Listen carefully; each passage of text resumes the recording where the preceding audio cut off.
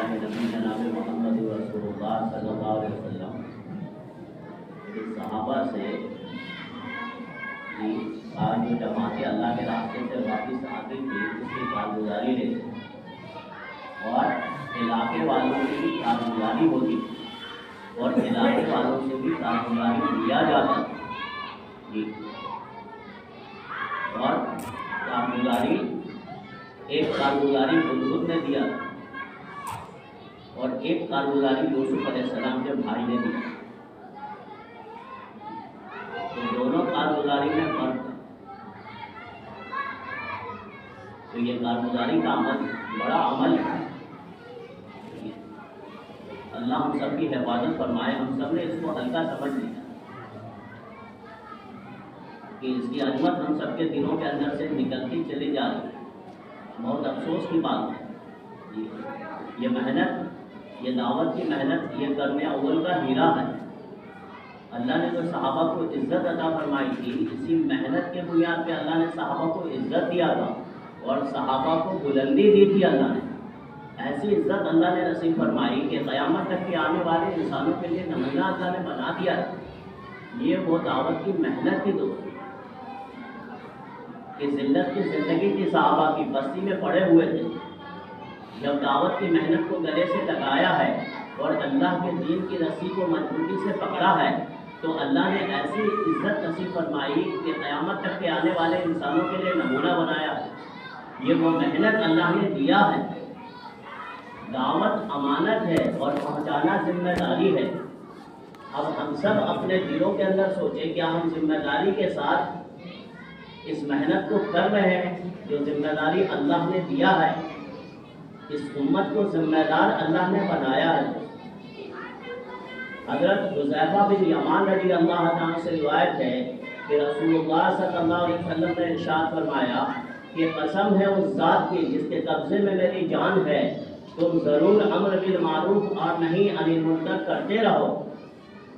ورنہ عنقریب اللہ تعالیٰ تم پر اپنا عذاب بھیج دیں گے پھر تم دعا بھی مانگو گے تو اللہ تعالیٰ تمہارے دعاؤں کو قبول نہیں کریں گے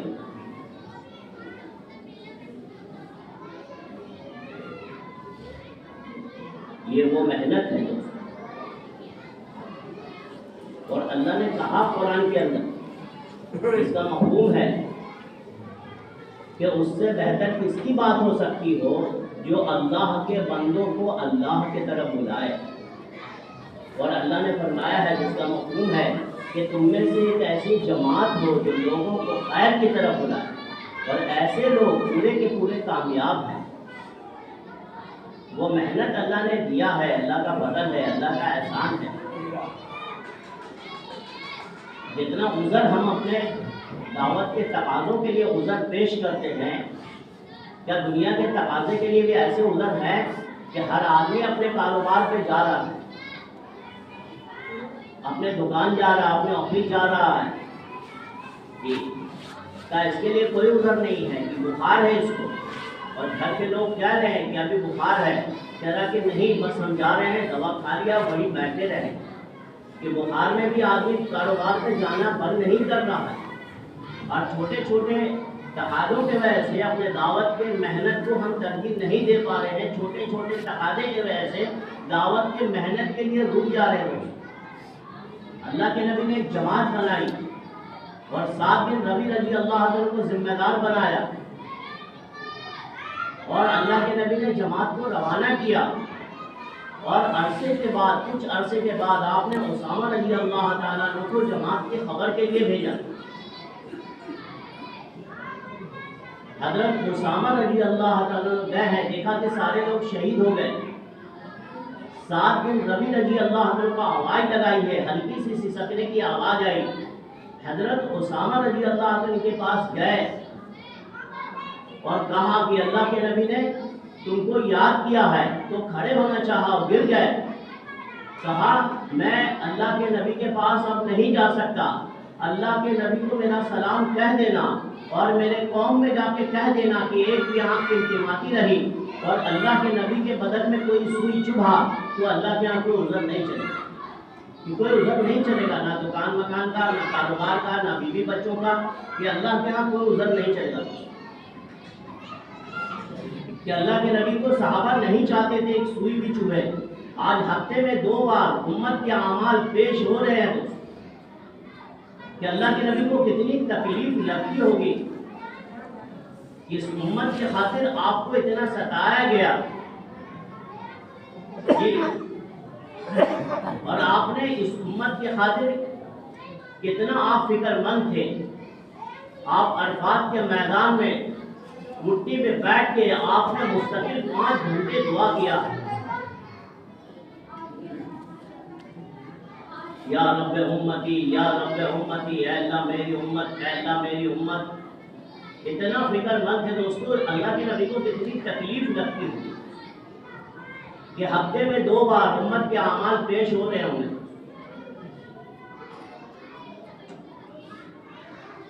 تو یہ جتنے عذر ہیں دوستو، یہ عذر اللہ کے یہاں نہیں چلے گا. شرعی عذر اللہ کے یہاں چلے گا، جس کو شریعت نے قبول کیا یہی عذر اللہ کے یہاں چلے گا دوستو. ورنہ صحابہ تو ہر حال میں نکلے ہیں دوستو. صحابہ نے دعوت کے مبارک محنت کو کیا اپنا کام سمجھ کے کیا تھا، اپنا سمجھ کے کیا تھا کہ ہر حال میں صحابہ اللہ کے راستے سے نکلے تھے دوستو. کہ ایوب انصاری رضی اللہ تعالیٰ عنہ صحابہ کے ساتھ ایک جنگ میں تھے. ایک صحابی دشمنوں کے جتھے میں گھس گئے تو کسی صحابی نے کہا کہ ارے تم کیا کر رہے ہو، کیا تم نے قرآن کی آیت نہیں پڑھی کہ اپنے آپ کو ہلاکت میں مت ڈالو؟ ایوب انصاری رضی اللہ عنہ نے کہا کہ ارے تمہیں کیا ہو گیا، تم تو قرآن کی آیت کو ابھی سے بدلنے لگے. یہ قرآن کی آیت تو اس وقت نازل ہوئی تھی جب ہم نے یہ سوچا تھا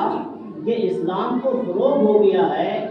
فروغ حاصل ہو گیا ہے، بہت سارے لوگ کام میں آ گئے ہیں، عملہ ہمارا بڑھ گیا ہے، اب ہم اللہ کے راستے میں جانے سے رک جائیں گے، اپنے باغات کو ہم دیکھ لیں، اپنے گھر کو دیکھ لیں. تو یہ قرآن کی آیت تو اس وقت نازل ہوئی تھی کہ اللہ کے راستے میں جانے سے رک جانا ایسا ہے جیسے اپنے آپ کو ہلاکت میں ڈال دینا ہے. یہ قرآن کی آیت تو اس وقت نازل ہوئی تھی، تم تو قرآن کی آیت کو ابھی سے بدلنے لگے. تو کام ذمہ داری کا ہے دوستو. دعوت امانت ہے اور پہنچانا ذمہ داری ہے دوستو. کہ ہر مسجد 24 گھنٹے آباد ہو جائے. کہ مسجد ہے لیکن اعمال مساجد مسجد کے اندر نہیں ہے جی. تو کہا کہ ایسا ہے کہ جیسے ہاسپٹل ہے اور کوئی ڈاکٹر نہیں ہے تو مریض کو آنے سے کوئی فائدہ نہیں ہوگا ہاسپٹل کے اندر. کہ مسجد ہے لیکن اعمال مساجد سے مسجد خالی ہے تو مسجد آنے والے کو کوئی فائدہ نہیں ہوگا جی. کہ مسجد کے اندر کیا اعمال مساجد ہے تو آنے والے کو نفع ہوگا دوستو.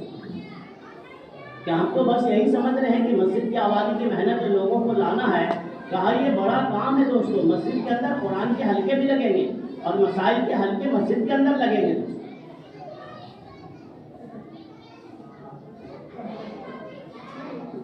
کہ ایک مفتی 2 صدر مفتی مسجد میں ہوا کرتے تھے دوستو. ایک بار ایک عام آدمی آیا مسجد میں اور مفتی صاحب سے پوچھا کہ جب میں استنجا کرتا ہوں تو میرے ساتھ اس استنجے کے ساتھ چکنائی بھی آ جاتی ہے تو کیا مجھے غسل کرنا پڑے گا یا وضو کرنا پڑے گا؟ تو 2 مفتی تھے، انہوں نے کہا کہ تم کو غسل کرنا پڑے گا. تو اس آدمی نے اِنَّا لِلَّهِ وَإِنَّا إِلَيْهِ رَاجِعُونَ پڑھا. تو ان دونوں نے پوچھا کہ تم نے یہ کیوں پڑھا؟ کہا میں آج تک یہی سمجھ رہا تھا کہ وضو سے کام چل جائے گا تو میں وضو کرتا تھا، مجھے آج پتہ چلا کہ غسل کرنا پڑے گا. تو علماء اکرام نے کہا یہ عام آدمی اپنے مسائل کو لے کے ایسا فکر مند ہے دوستو. اللہ ہم سب کی حفاظت فرمائے کہ اگر مسائل کے حلقے مسجد میں نہیں لگیں گے تو آنے والے کو مسائل کا علم کہاں سیکھیں گے دوستو. عبداللہ بن عباس رضی اللہ تعالیٰ عنہ نماز پڑھ رہے تھے، نماز سے فارغ ہوئے اور اس نوجوان کو بلایا اور ان دونوں مفتی سے پوچھا کہ تم نے جو فتویٰ دیا ہے، یہ جو مسائل بتائے ہیں قرآن سے بتائے کہ حدیث سے بتائے؟ کہا نہ میں نے قرآن سے بتایا نہ حدیث سے بتایا۔ تو اس نوجوان سے پوچھا کہ جب تم استنجا کرتے ہو تو تمہارے باڈی کے اندر کوئی حرکت بھی ہوتی ہے؟ تو کہا کہ نہیں ہوتی ہے۔ تو کہا پھر تو وضو سے کام چل جائے۔ یہ مسائل کے حل تو مسجد میں لگ رہے تھے کہ جب مسجد ہمارے مساجد سے بھری ہوئی تھی تو دوستوں آنے والے کے دل بدل رہے تھے۔ سمامہ بن وسال رضی اللہ تعالیٰ عنہ یہ سخت کافر ہے، سخت کہ یہ قید ہو کے آئے تھے، اپنے قوم کے بڑے سردار یہ قید ہو کے آئے تھے، ان کو مسجد کے پیلر سے باندھ دیا گیا۔ اللہ کے نبی صلی اللہ علیہ وسلم نے پوچھا کہ سمامہ اسلام قبول کر لو۔ کہا کہ نہیں، میرے پاس دو آپشن ہے، دو بات ہے، ایک تو میں اپنے قوم کا سردار آدمی ہوں، میرے پاس مال بہت ہے، آپ مجھ سے مال لے لیجیے، اور دوسری بات یہ ہے یا آپ مجھے قتل کر دیجیے، میں اسلام کے اندر داخل نہیں ہوں گا۔ پھر اللہ کے نبی نے چھوڑ دیا۔ پھر آپ صلی اللہ علیہ وسلم دوسرے دن آپ نے یہی سوال کیا، تو دوسرے دن بھی اس نے یہی کہا یا تو مجھ سے مال لے کے مجھے چھوڑ دیجیے یا پھر مجھے قتل کر دیجیے۔ پھر تیسرے دن اللہ کے نبی نے پوچھا تو اس نے یہی کہا۔ چوتھے دن اللہ کے نبی نے ان کو کھول دیا، چوتھے دن اللہ کے نبی نے ان کو کھول دیا، یہ دھر گئے اور غسل کیا، اور غسل کر کے آ گئے اور کہا اے اللہ کے نبی میں آ گیا ہوں، مجھے کلمہ پڑھا دیجیے، میں اسلام کے اندر داخل ہونے آیا ہوں۔ یہ اعمال مساجد کے وجہ سے اللہ نے اسلام کے لیے ان کے دل کو نرم کر دیا۔ جی اب لوگوں کے دل کے اندر یہ بات ہے کہ 3 دن اللہ کے راستے میں جانے سے کیا ہوگا؟ ایک سخت کافر 3 دن مسجد کے اندر رہا تو اللہ نے اسلام کے لیے اس کے دل کو نرم کر دیا۔ تو ایک ایمان والا 3 دن مسجد کی پابندی کے ساتھ، امیر کی اطاعت کے ساتھ مسجد کے اندر رہے گا تو اللہ اس کے دل کو کیسا بدلیں گے؟ کیسا بدلیں گے؟ قبیلہ بنو صفید کے کچھ نوجوان آئے اور کہا اے محمد صلی اللہ علیہ وسلم ہم سب نے اسلام قبول کیا ہے، لیکن میں جب تک میرا دل مطمئن نہیں ہوگا میں اپنے بت کو نہیں توڑوں گا، اور جب تک میرا دل مطمئن نہیں ہوگا میں نماز نہیں پڑھوں گا۔ تمہاری نماز ہم کو سمجھ میں نہیں آتی ہے، سر نیچے اور سوری اوپر، اور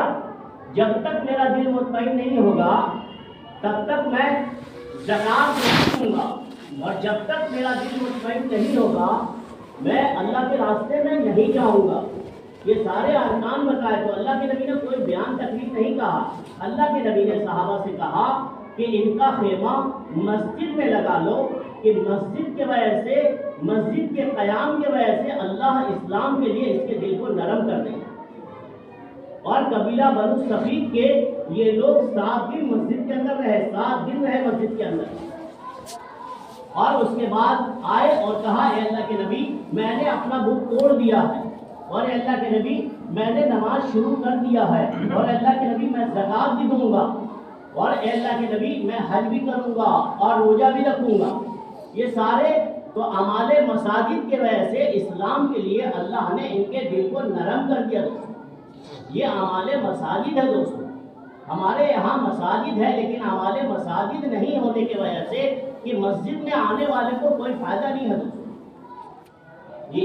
پارک 24 گھنٹے آباد، ہاسپٹل 24 گھنٹے آباد، ریلوے اسٹیشن 24 گھنٹے آباد ہے دوستوں، ہماری مسجد کتنے دیر آباد ہے؟ ہم سب اپنے دل پہ ہاتھ رکھ کے کہیں اور مسجد کو آباد کرنے کی ہم کو کتنی فکر ہے دوستوں، کتنی فکر ہے؟ جی اس لیے ہم سب نیت ارادہ کریں جی کہ کام کو ذمہ داری کے ساتھ کریں گے، کام کو ذمہ داری کے ساتھ کریں گے جی، کہ ذمہ داری ہماری یہ ہے جی، ذمہ داری یہ ہے، ایک تو تقاضے اندرون کی ہے بیرون کے ہے، 262 ملک کے تقاضے ہیں، 262 ملک کے لوگ بیک وقت آئے نظام الدین اور انہوں نے کہا کہ اب بس ہمارے یہاں جماعت ڈال دیجیے جی، اتنے تقاضے باہر ملکوں کے ہیں۔ یہ باہر ملکوں کی جب انہوں نے کارگزاری بتائی جی کہ جب کارگزاری سنیں گے لوگ مرتد ہو رہے ہیں، لوگ مرتد ہو گئے ہیں،